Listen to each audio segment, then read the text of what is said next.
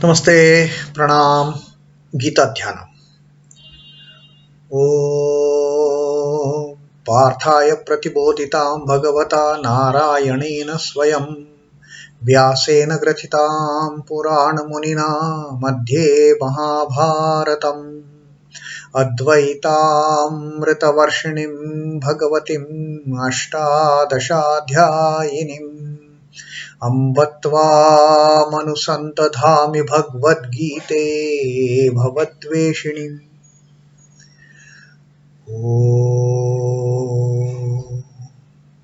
O Bhagavad Gita, with which Lord Narayana himself gave enlightenment to Arjuna. The ancient sage Vyasa included it in the Mahabharata. O Goddess, showerer of the nectar-like knowledge of non-dualism contained in your 18 chapters, O my affectionate mother, the destroyer of rebirth, I meditate upon thee. Krishna Vandana. Vasudeva Sutam Devam Kansachanuramardanam Devaki Paramanandam Krishnam Vande Jagadgurum. Son of Vasudeva, the slayer of Kansa and Chanur, extreme delight for Mother Devaki, O Lord Krishna, the supreme teacher of the universe, my salutations to you. The Vishwarupa Darshan Yoga, 11th Adhyay of Srimad Bhagavad Gita, and Arjuna is absolutely wonderstruck and he doesn't now know what to tell Sri Krishna about what he has seen in that form. Such a magnificent form, such a wonderful form, such a marvelous form, and so many things inside, the entire creation in that form. And finally, the last shlok that we read, Arjuna said that I can see you wearing that wonderful crown, that celestial diadem you are wearing. I can see that mace you are holding, that club you are holding in one hand, that chakra, that discus, that Sudarshan chakra that you are holding in one hand. And in spite of that, the radiance that is emitting from your universal form, from your cosmic form, is so bright. It is so bright, like the flaming fire and the sun, that I am unable to behold that form for a longer time. It is difficult for me even to look at this form for a long time.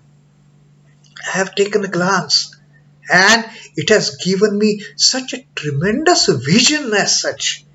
It has been such a wonderful sight for me. But I am not able to comprehend it in its totality. It is absolutely immeasurable. Kiritinam gadinam chakrinam cha tejo rashim sarvato diptimantam. The teja rashi, the brilliance, the radiance that is generated, that is spread from this form in all the directions, sarvataha diptimantam, and pashyami tvam durniriksham. Even it is so difficult to look at. I have seen that, but it is durniriksham. It is so difficult to look at this form of yours. Samanta diptan anala arka dyutim aprameyam. The whole form is as if like a blazing fire, blazing sun. So radiant to look at. It is immeasurable. It is aprameyam. Dipta anala arka dyutim aprameyam. That is the kind of form you have given me the vision of, my Lord, that it is absolutely immeasurable. And now Arjuna further continues his talk with Sri Krishna, and he tells him what all he has seen, what wonderful things he has seen in that form. And this Arjuna is also telling us that coming future generations, when you read Gita, you know what is it that I saw it. And this Sanjay is narrating us what Arjuna has seen. Sanjay is telling Dhritarashtra and to us that what Arjuna has seen in that universal form. Tvam akṣharaṁ paramam veditavyaṁ tvam asya viśhvasya param nidhānam tvam avyayaḥ śhāśhvata-dharma-goptā sanātanas tvam puruṣho mato me. Now Arjuna is giving his interpretation, his understanding of seeing that universal form. Mato me. Mato me is, this is my firm conviction. This is what Arjuna is telling Sri Krishna. Having seen those wondrous things in that universal form, Arjuna says, now I have realized who you are. I have understood who you are. It is through your grace that you have given me that vision and made me understand your true nature, O my Lord. And this I say with firm conviction, mato me. And what is Arjuna's mato me? What is Arjuna's firm conviction? Tvam akṣharaṁ. You are imperishable. This is what the understanding that Arjuna has got, having seen that universal form. Now this, even Sanjay is not able to interpret for that matter, and therefore he is interpreting. He is relating Arjuna's interpretation. He is relating to us Arjuna's words of what the firm conviction Arjuna has got after seeing that form. Arjuna says, tvam akṣharaṁ. You are imperishable. There is no kshara for you. There is no degradation for you. You are imperishable. Paramam veditavyaṁ. And you are the supreme being to be known. There is nothing after you. Once having known you, there is no other thing to be known at all. Paramam veditavyaṁ. Tvamasya viśhvasya paraṁ nidhānam. You are the only treasure house of this entire creation. Nidhānam. Nidhānam is treasure house, where all these jewels and pearls and all the costliest of the gems are hidden in that treasure house. Now this Dhananjaya is telling us, who has at one point of time, he has got all those hidden treasures, hoarded treasures, which were hoarded by the kings in unlawful manner from the subjects of those kingdoms. So that Dhananjaya, he is now opening up this treasure. And he is telling that Lord is the ultimate treasure house of this entire creation. Tvamasya viśhvasya paraṁ nidhānam. You are the supreme treasure house of this entire creation, because everything lies in you. You are the creator of everything. So all those jewels and the pearls and all those radiating things, all those glorious things, all those invaluable things, they all belong to you only. So you are the treasure house of this entire creation. Tvamasya viśhvasya paraṁ nidhānam. Tvam avyayaḥ śhāśhvata-dharma-goptā. Tvam avyayaḥ. Avyaya is again imperishable. You cannot be broken into pieces. You cannot be broken into parts. You are the one and only. From you come everything. But you are avyaya. You cannot be expanded. You cannot be perished. You can never be broken down into pieces. You are avyaya. Like you are akṣhara, you are avyaya. And then śhāśhvata-dharma-goptā. Śhāśhvata-dharma is the protector of the eternal dharma. Dharma-goptā. Gopta is protector. Protector of śhāśhvata-dharma. Protector of this eternal dharma of righteousness. You are the one who is protecting this righteousness, this śhāśhvata-dharma. Sanātanas tvam puruṣho. And you are the sanātana, ancient. Even before this creation started, what was there? Only the sanātana purusha. And you are that. That is my firm conviction. Mato me. Arjuna gives a stress on this part of mato me. It is my firm conviction that you are akṣhara. It is my firm conviction that you are the ultimate thing to be known in this world, in this universe, in this creation. There is nothing. Once a devotee knows you, once your child knows you, There is no need to know any other thing. There is no need to know physics. There is no need to know chemistry. There is no need to know the medical sciences. There is no need to know any of these economics and other subjects at all. Just know the Lord, know the Divine Mother, and you know everything. That is the ultimate knowledge. Paramam veditavyaṁ. The only thing to be known is the Lord. Then tvamasya viśhvasya param nidhānam. You are the ultimate treasure house of this entire creation. I don't want that small petty favors from anybody. Okay, you take this lakhs of rupees, and no need. My Lord is the paramam nidhānam. He is the ultimate treasure house. He will take care of me. He will provide me with the resources from his treasure house. I don't need these physical, these perishable resources. He is going to give me the resources which are imperishable from that imperishable treasure house, because he is paramam nidhānam. What more I want? And then tvam avyayaḥ. Like tvam akṣharaṁ, like you are akṣhara, you are avyayaḥ. That you cannot be again spent just like that. You cannot be broken into pieces. You cannot be made into parts. You are the one and only one. Then śhāśhvata-dharma-goptā. You are the protector of this śhāśhvata-dharma, of the righteousness, of the niti. You are the protector of this entire the righteous way of living, the morality, the ethical living part. You are the protector of that. And sanātanas tvam puruṣho. You are the ancient. Nothing came before you. There was nothing before you. It all started with the Sanātana Purusha. And who is that Sanātana Purusha?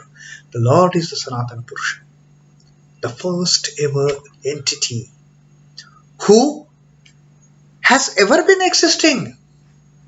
There was no beginning for the Sanātana Purusha. There is no madhya for Sanātana Purusha. There is no anta for Sanātana Purusha. It's ever existing, ever existing, ever existing. And Arjuna now has kind of realized the true nature of the Lord. Arjuna has realized the purpose why Sri Krishna has given me this opportunity to bear this, to have this vision of this universal form, to have the vision of this Vishwarupa. Arjuna has already understood that Lord is the Vishvesvara. Now he is once again reconfirming his understanding of the Lord. And finally, he very boldly says, this is my firm conviction, mato me, that you are all these things. He who realizes Ishvara becomes worthy of attaining him. And now Arjuna is just on the verge of attaining. He has scaled up that mountain of devotional fervor to such an extent. He has conquered that mountain of leading the way to see the Lord. He has reached the ultimate. And the moment you reach the ultimate, you gain all the knowledge. And this is the knowledge that Arjuna has got, and he has just summed up. He has summed up all the knowledge he has got on realizing who the Lord is in this shloka. This is one of the best treatises for that matter in the Bhagavad Gita, where Arjuna has actually explained who is this Lord. Krishna has also told us so many times in this Gita, he is akṣhara, he is avyayaḥ and all that. But now, having seen that form, now it is not just a theoretical piece of talk for Arjuna. It is not that Sri Krishna has told him, I am akṣhara, so Arjuna says, you are akṣhara. No. It is not that just because Sri Krishna says, I am avyayaḥ, that Arjuna says, yes, I agree, you are avyayaḥ. You are my guru, you have told me you are avyayaḥ, so I say you are avyayaḥ. No. Now Arjuna has realized, he has had the real enlightenment of who the Lord is. And therefore with firm conviction, with that stress on mato me, Arjuna says, You are akṣhara, you are avyaya, and all those things that he has told about the Lord. This is his ultimate realization, having seen, because coming face to face one with the Lord is the ultimate thing on the spiritual path. What else one needs? And Arjuna is such a fortunate child of the Lord. He has realized this. He has come face to face with the ultimate reality of the Lord by the vision of the cosmic form. The realization of that supreme being is therefore the goal of every sadhaka. All of us, our ultimate aim should be to have that vision, to have that perception, to have that realization that yes, he is the akṣhara avyaya Lord, he is the parabrahma, he is the viśhvasya param nidhānam, he is the śhāśhvata-dharma-goptā and sanātanas tvam puruṣha. Once that knowledge dawns, once that realization comes to a sadhaka, that is the end of sadhana. The Lord is the treasure house of this universe, even as Akasha is the treasure house of the moving clouds. Exact example Swami Chidbhavananda ji has given. Like Akasha, Akasha is immeasurable, isn't it? There is no beginning, there is no end to the Akasha. We can only perceive little bit in the Madhya, that's it. That also we can't dive deep into the Madhya.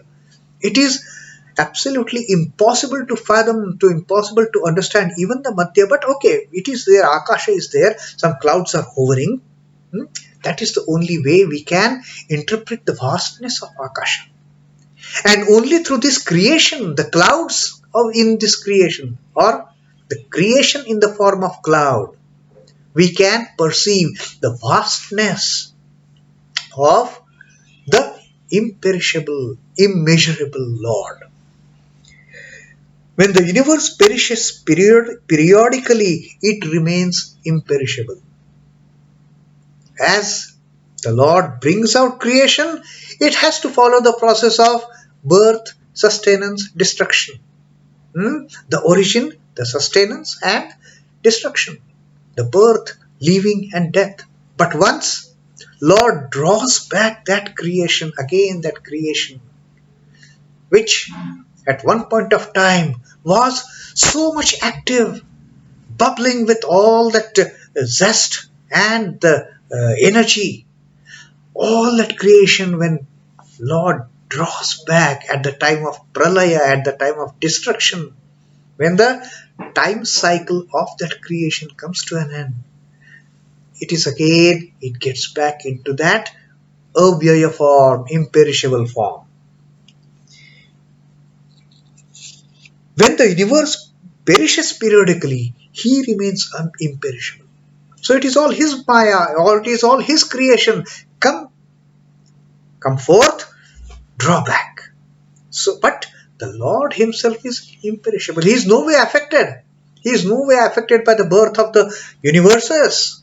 He is no way affected by the going on of the universes. And he is no way affected by the destruction of the universes. In his sublime proximity, the eternal dharma of the functioning of the universe takes place regularly. And it is all his sweet will, it is all his duty to take care of this happening, to take care of this play. And whatever is taking care of this play of the creation is the eternal dharma. And he is the one who handles that eternal dharma. He is the one who controls that eternal dharma of righteousness, of even the evil, of the holiness, of the unholiness. He manages everything. He is the ultimate protector. He is the ultimate dharma-goptā of the śhāśhvata-dharma. He is the gopta of that śhāśhvata-dharma. So that is what Arjuna has now convinced with the reality of who the Lord is. Arjuna is fully convinced now that what I used to consider Krishna to be my bosom friend, my close friend, he is not just my close friend. He is not just my philosopher and guide. He is not just my charioteer who is taking me across He's the real charioteer who is taking me across this ocean of Maya, this Bhavasagara. And this is what Arjuna has finally realized, having seen that universal form.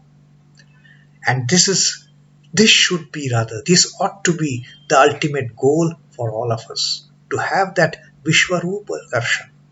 And that was the 18th shlok we read in this Vishwarupa darshan, the 11th adhyaya of Srimad Bhagavad Gita. Om Namo Bhagavate Vasudevaya. Sri Krishna Arpanamastu. Jai Sri Ram Krishna. Jai Thakur Jai Ma. Jai Swami.